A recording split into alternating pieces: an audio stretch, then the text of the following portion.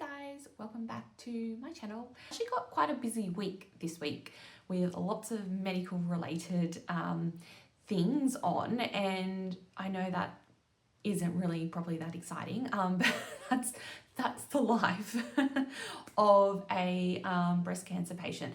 So I thought you might be interested in tagging along to a couple of the things that I've got on. So yeah, PET scan today. Tomorrow I have an MRI of my brain and my hip and pelvis, and then I also have an appointment with my gastrologist, and Friday I am getting a Zoladex menopause injection. I'm just currently preparing for the PET scan. I haven't eaten anything this morning because you do have to fast apart from water. I'm trying to keep really hydrated because the best thing you can do is keep hydrated to flush all those horrible toxins out of your body as quickly as possible. I'm trying to keep warm because again, they say you have to keep really warm so that your muscles don't activate. So the very first PET scan I had was not great in terms of the I guess the accuracy of the results, because I had a lot of what they call brown fat activation, and that was probably actually a stress thing more so than being cold. But basically they're like, yeah, wear like warm jumpers. So that's why I've got this like really fluffy jumper on today, even though it's actually quite a nice sunny day. And I've also got my new friend Chuck the duck.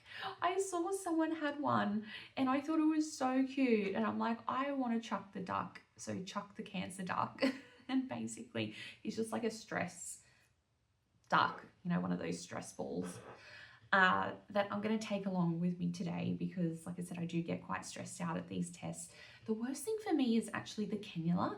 So I don't like, it doesn't bother me being in the machine, that you know, I'm not claustrophobic or anything like that, but it's the needles, the cannula. Like, I'm sorry, it does not get easier. Like, I've had that many needles throughout this journey.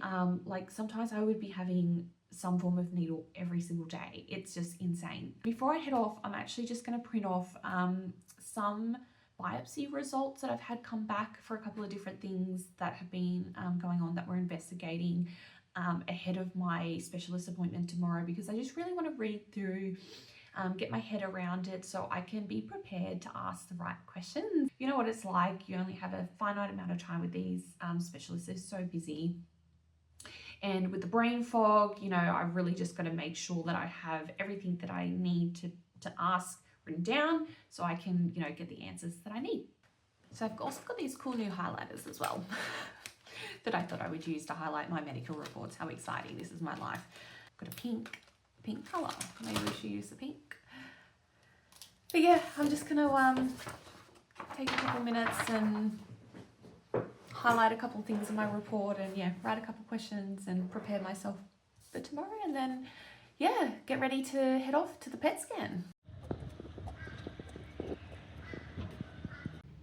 All right, so you've got increased hip pain, it's saying here. Yes. Yep. I'm getting an MRI done tomorrow, so okay. that's that's going on in there. And they're just restaging, that's correct. Yeah, for the PET, I guess. Just Yeah.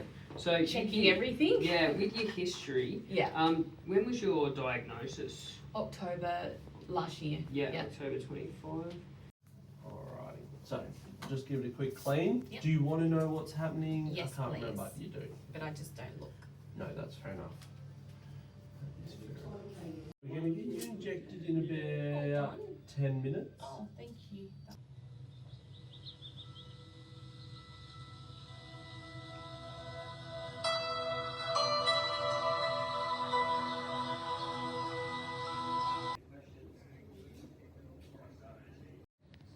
I'm done with my tests, and now to exit through the back door because I'm radioactive.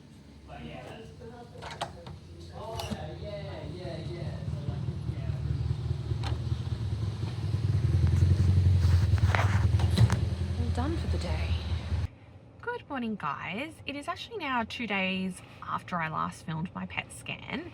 I had every intention of bringing you along to the few appointments I had yesterday, but yesterday didn't go to plan. So I'm currently sitting in my car about to get an ultrasound done of my neck, and yes, that is a test that I didn't plan on having this week. I got a call yesterday saying that my oncologist wanted to speak to me urgently. And so naturally I freaked out, didn't I? When, you know, you've just had a PET scan done and you get a call saying your oncologist wants to speak to you straight away. You know, your mind goes to the worst place, doesn't it? Those few hours waiting for that appointment was the absolute worst.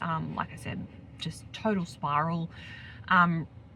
Rationally, logically, I knew that, you know, I shouldn't let myself go down that rabbit hole, but I did.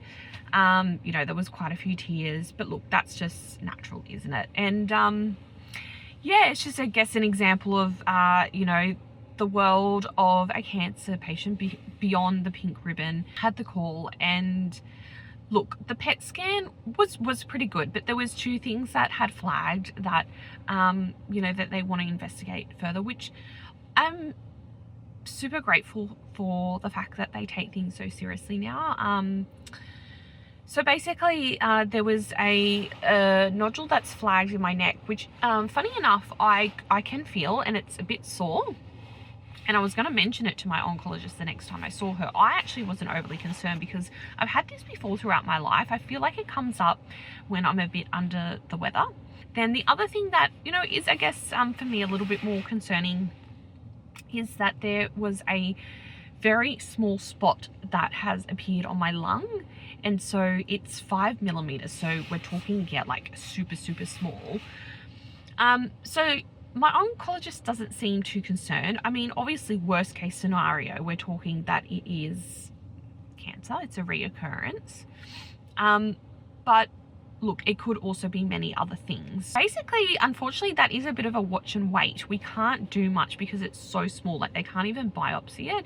So she said to me, we have to wait 2 months and then rescan it and basically see if it's grown. So if it's grown, that's not a great thing. If it stayed the same, it's probably indicative that it's something benign. I guess I just wanted to share that, don't get me wrong, I'm sitting here laughing about it today.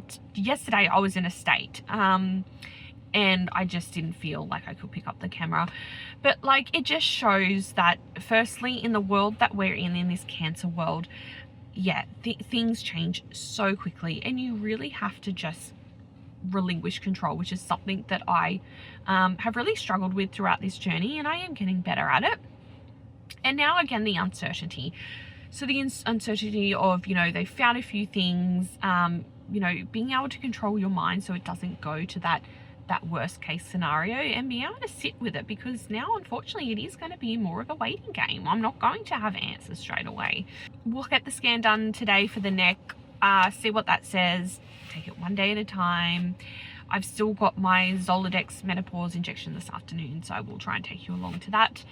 But basically after this, I'm going to go to one of my favorite coffee shops by the water and just treat myself to a little cake, go for a little walk with the sausages, because yeah, like, you just got to keep living. And I think yesterday was a bit of a scare that I needed. You know, it's a horrible thing to say, but like, you can really only live in the moment, and it was, again, just another reminder of just trying to live my life and enjoy every single day, because you just never know what's around the corner.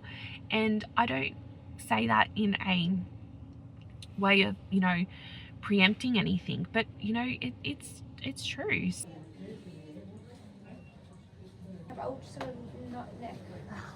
Well, I got a PET scan done, didn't I? And then it was like, oh, there's something that's come up on the neck, which I could feel. Yeah. I've had this before. I think it's just like when I'm a bit under the weather. Yeah. Or something. I think so. So I got an ultrasound this morning. Not a rash. That's just me. Yeah, I think it's you just get red when you. I get a bit nervous, or it's like a heat rash. I get like a bit of a Yeah. 3, 2, 1. Oh, sorry, lovely. Alright. Yep. Alright, it's going in now. Oh, sorry, the needle's in, but the medication's gone. This will be, you've got this one, and then you have a flush, and then you're done.